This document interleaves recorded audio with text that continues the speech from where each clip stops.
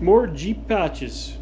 If you like sheet metal work with simple tools on a real simple Jeep project, this is the one for you. Stick around.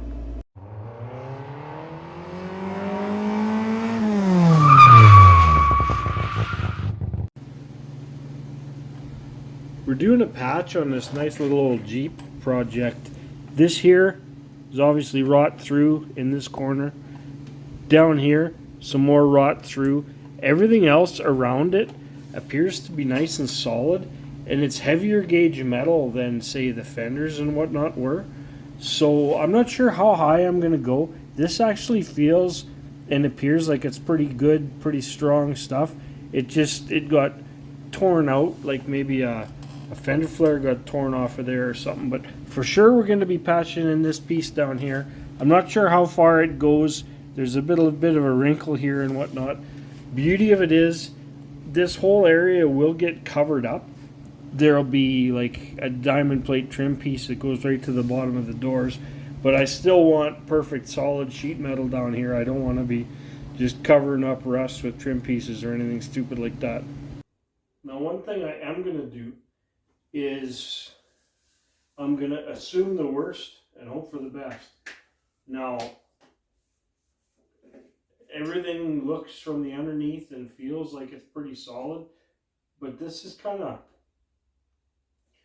bubbled out, so I don't know if there's stuff growing in this pinch weld or whatever behind here. I'm just going to start cutting out little bits and grinding away no more than I need to.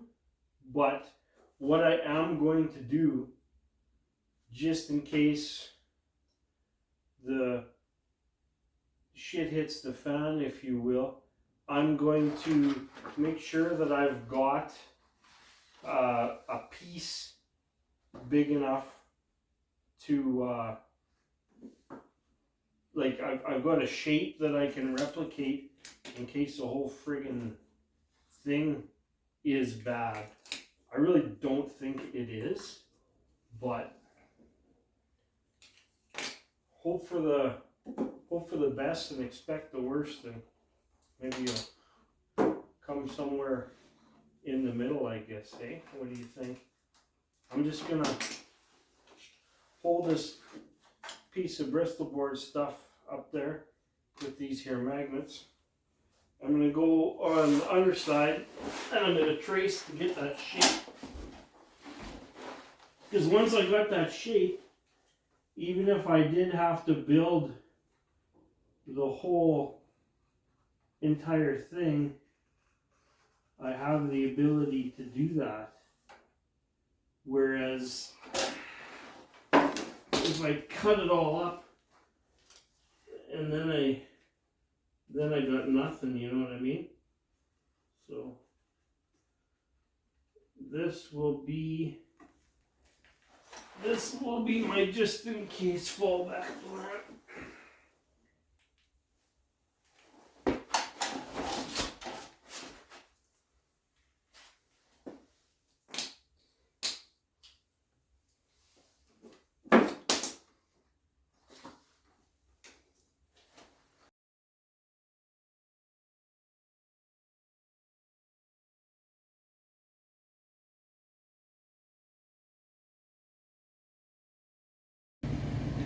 Now if you look, I ground that all away, but this is all like rust sandwiched in between the layers of sheet metal here. So I'm just gonna, I guess I'm gonna have to grab a death wheel and slowly start cutting away. I don't want to cut any more than I have to. Like, it's already starting to look and feel pretty good there already, but I guess we'll see. We'll just keep slowly cutting and trimming until we get into some good metal. So this has gotten to be kind of like automotive archaeology to a degree here. I realized that I have to replace this lip, and I'm not sure. I don't think I really have to go deep into there, but we'll see what I can make stick. So I pulled this back to back here where I've got good metal, and I don't want to make my patch any bigger than I have to. So I cut it over to here because I knew I was going to have to address the area in here to treat that rust and make sure it doesn't continue on. And obviously I've got to address something over here. So I'm going to cut this right across, but I got stuff in behind there.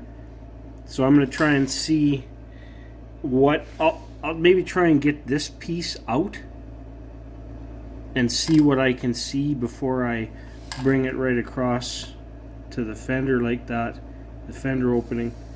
Just, I cut through this backing piece here, which is not a big deal because I can actually access it from inside the vehicle. This is like right inside the cab of the Jeep here. So anyway, we'll do a couple more cuts and see what we got. If this has to be my patch, that's not too bad. I'm actually okay with that. I'll just have to build this little lip onto here. Originally I was going to try and save that lip, but I think it would be more trouble than it's worth. I'll just make sure I fold a little lip onto my patch once I make it. Real excited to see how this is going to turn out. I really enjoy this. It's the challenge of it, and I don't know. I'm really enjoying doing all this. So I'm trying to be as non-invasive as possible here. Trying to leave these spot welds where I can. I actually used my spot weld cutter, which I haven't used in forever. I drilled those two out, and there. That's the cause of the entire problem. Somehow schmutz gets into here, starts to rust, and that's why this started. That's why up here it actually looks really good. It doesn't look like anything has gotten in there, but yeah, the design and the engineering on these things, they're certainly not thinking about longevity, if you will, when it comes to the way they design these goddamn things. Oh well, it actually shouldn't be too bad of a design here, too bad of a repair, pardon me. So you hit them with the angle grinder, and you almost always find just this tiny little wee marker, and that is where the spot weld is. You just drill right there, and she's mint. Pop that last spot weld, and now we know exactly what we have to patch. This metal is good. I'll be able to clean it up and weld to it. This is actually rubber fender liner, so we'll definitely be cleaning out inside behind that. The beauty of it is I don't have to re-weld or replace that. But yeah, now we know what we're looking at. We'll be okay. Replace this lip and replace the outer and clean up and coat that whole spiel so it doesn't start to rust back. It should be good for 100 years. That's one of the real important things to me. Not only am I going to fix the outer and make it look good, I intend for this thing to last a very long time.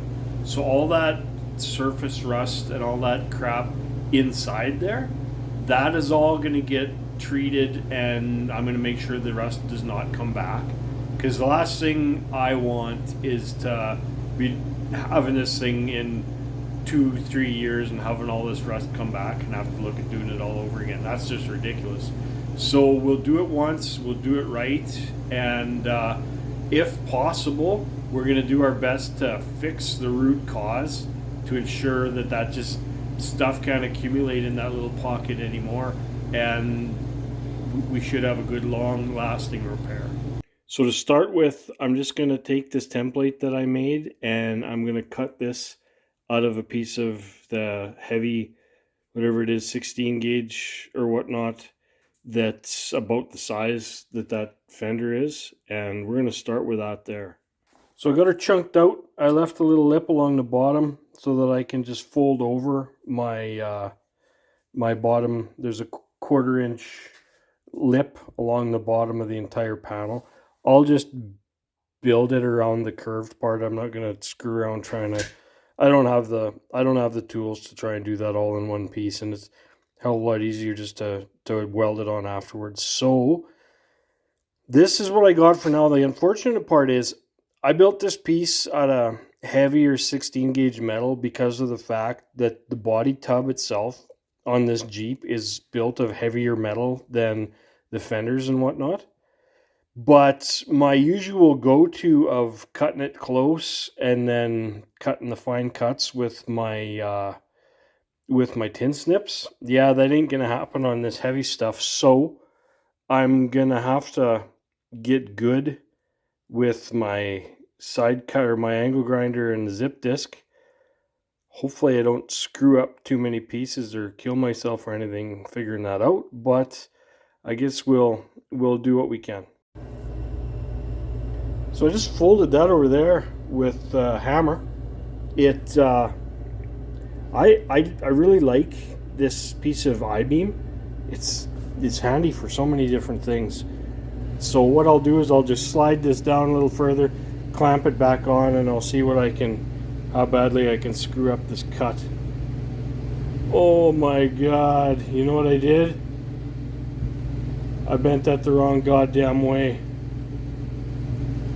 Oh no. Well, I'll flatten her back out. This time maybe I'll bend it the right way. It actually flattened out really well. I've just got that real thick piece of steel. I use that like an anvil, and it works slick as slick can be. So I'm gonna try bending this the other way. I don't really believe it should weaken it to any significant degree, but I'm gonna do it and we're gonna see what happens. Crisis averted. Now I'm back to where I was pre-screw up. Oh my God. So just keep cutting that down till she's a patch. I gotta say, that turned out awful dang good. I was a little concerned how it was gonna be working with this heavier gauge metal. It's honestly, it's much nicer to deal with than the lighter stuff. You can I formed this with number one, like with the zip cut to get it close, and then I just used that there flap wheel to finish it off. And you can do some pretty nice stuff with this heavier whatnot. That it's got a little more body to it. It's not so floppy and flimsy. I will say this is a really nice way to clamp it down. Like I can't say enough about how much I enjoy using this piece of I-beam. I kind of wish like the one side, this end was cut off in a bandsaw and this end was just torch cut.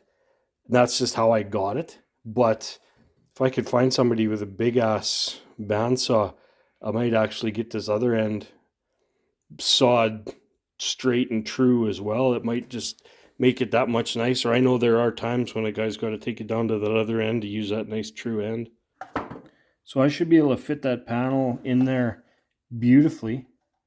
Now all I got to do is finish off putting that lip around this end, and then I'll be ready to clean up and repair. I'll definitely have to replace this lip, but I cut this back far enough that I can actually, if you look, you can see that kind of green. That would have been the factory, like that has never rusted. And unfortunately this shit here would have never rusted either had it not been for the fact that it got started in there. So good metal here. I'm sure I'll be able to stick something to this here because it's actually somewhat decently thick and left there. So replace this lip, clean all this stuff out, and rust treat it really good. I got into this with my zip cut blade. You can see that I cut right through that, but that's no problem. I'll be able to just weld that back up like nobody's business. And I'm gonna say this is gonna be a really good high quality repair on this little section of this Jeep. So I'm just gonna finish this off. I'm gonna make this lip. If you see, I cut a piece, I cut a strip of that same gauge metal, and I just put it in there. I'm gonna weld it a little bit, and then I'm going to bend it a little bit. I'm gonna weld it a little bit till it forms itself around that edge. I don't think this is going to be that big of a deal, but we'll see. We'll give her a whirl anyway. So that's all dressed up. It's still got the sharp 90-degree corner. I welded the inside so that I can break and smooth that corner out so it's got the same sort of curve that the rest of the panels got on it. And once I have that done, and I've actually just got to fill in a little bit right here where my pieces just didn't match together quite perfectly, but that's no big deal whatsoever. And pretty soon we'll be ready to call this patch done and ready to install. We can get back on that inner structure that I gotta fix up there. Well, I gotta say, I'm pretty happy with this. I'm definitely getting better at doing this kind of stuff. Now you learn, and every one you do, you get a little bit better. I've caused a few of my own little problems with this thing, but you know what? It's no big deal. It's going to go on there and it's going to be nice. I'm pretty happy with it. One thing I got to say, shout out to Fitzy's Fabrication. Got a great channel here on YouTube. You should go check him out. It was because of watching him do what he does that I have the courage and just to try this stuff myself. It's great. So that looks like that's all I'm gonna have to actually replace. There's plenty of metal to weld to there. Now this piece here, I may still have to replace. It's pretty goddamn thin, but I'll worry about that after I get this piece in. So I'm going to go ahead and I'm going to spray the living crap out of that with some real good rust converter that I've got. And we'll start thinking about fitting a patch. Well, it's not the easiest thing in the world to weld, but once you get your tack started, it does seem like it's going to hold real good. So I'm going to be super patient, and I am going to try and clean this up a whole bunch more before I do any more welding. But I'm confident that that's going to be a nice solid little patch. And once I put the outside piece on it, whether it looks like shit or not does not matter. Well, even though it was a complete waste of time, actually it doesn't look too bad. It obviously ain't finished, but I should have just left it the way it was. But you know what? I feel a little better about it now. Now all we got to do is figure out what we're gonna replace along here. I don't think I'm gonna replace too much. Maybe to here, maybe to here. I don't know. I'll just, again, a little bit of automotive archaeology or start cutting until I find something that's good. So that is ready for a real good heavy coat of magic rust stuff, and it's gonna need a little bit of seam sealer in there too, actually, because right down here is where the stuff got in there. It just peeled apart right there at that corner, and that's how that thing got filled full of garbage. So we'll make sure that gets seam sealed up really good and all that stuff doped up, and she'll last a good long time. Because you know what? It actually lasted quite a long time, and it lasted fairly well considering nothing was done in there. So if we dosed it up real good, I'm pretty sure we'll be real happy with it. Fogged the old cheap rust primer in there, pretty good and thick, let this dry and fog a bunch more in there just to make sure we got a good coating. I think I'm gonna go for supper.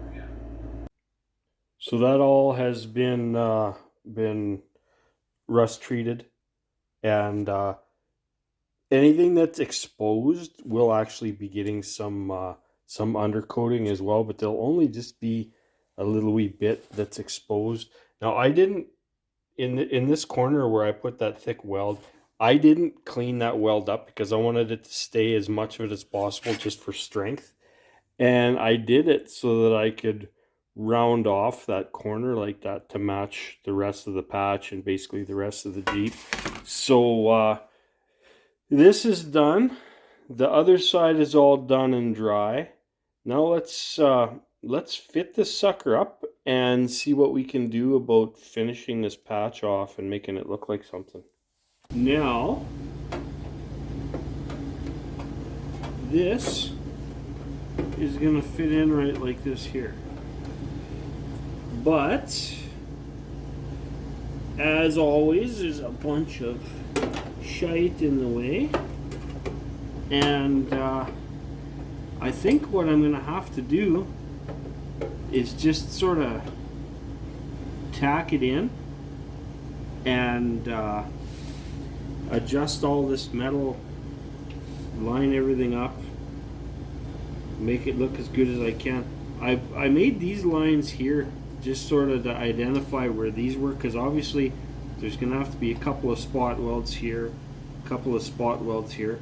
I'll probably spot weld these from the back side, just because I think that's going to be the best way to get the best. Like, this metal actually turned out being nice and thick. Like, it's the stuff that I didn't replace is basically original thickness from what I can feel with my finely tuned measuring equipment that is my hand. But yeah, this is going to be good. I think I better maybe clean up. Well, not better. I have to clean up these areas that got painted, just because I want to make sure that my weld penetrates good. But I'm excited. I'm thinking this patch is it's gonna turn out pretty. One of the best ones I've done so far, at least for ones that I've done with patches I've made myself anyway.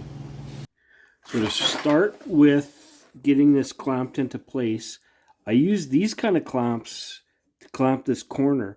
And the only reason I'm not going to use them everywhere, they would be really nice in this instance, but the only reason I'm not going to use them everywhere is because I can only use them where I can access the back. And that's only just a very small, like basically from here to here. That's the only area that I can access the back. And you know what? I can hear it already. As soon as I post this video, I'm going to get a whole bunch of comments, and it's just going to say, cut and butt. Well, you know what? That's a great solution for a lot of things.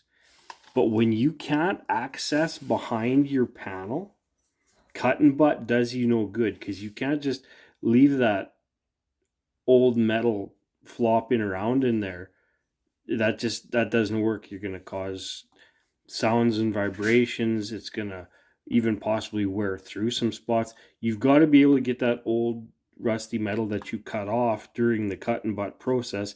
You got to be able to get it out of there.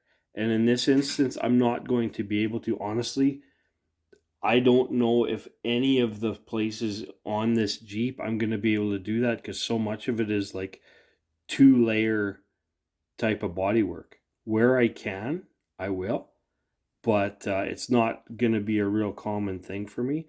But anyway, these are going to hold this corner together really nice, and I have to think about it a little bit more. I might put some Cley fasteners here where my spot welds are going to be, and I don't know. I'll have to see, because I might be able to get some long vice grip clamps in here. It's one of the things I've really noticed.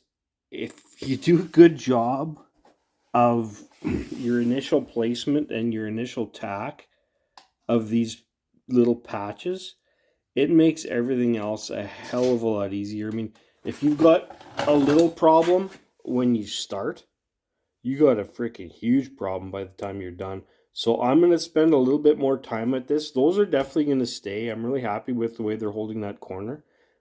But as far as what else I'm going to do here, as yet undecided. We'll just put it that way. So that's going to be, I think, what it's going to be. I got it clamped over here, and it's pretty nice and flush. I got it clamped really nicely over here. I'm just gonna start tacking and fitting and going along, and it's looking really good. I'm pretty optimistic about this one turning out real well. So stick around for a minute, and maybe you'll see her all tacked in. I'll try and get all these clamps out of here and out of my way as soon as I can. So that's what you call tacked in. Everything looks fairly nice and flat right now, so I'm going to do my best to keep it that way by I'll clean this up, I'll let it cool right down to room temperature, and then I'll give each one of these another zap. I'll probably bring you back when she's all tuned up and dressed up and looking like it should be here.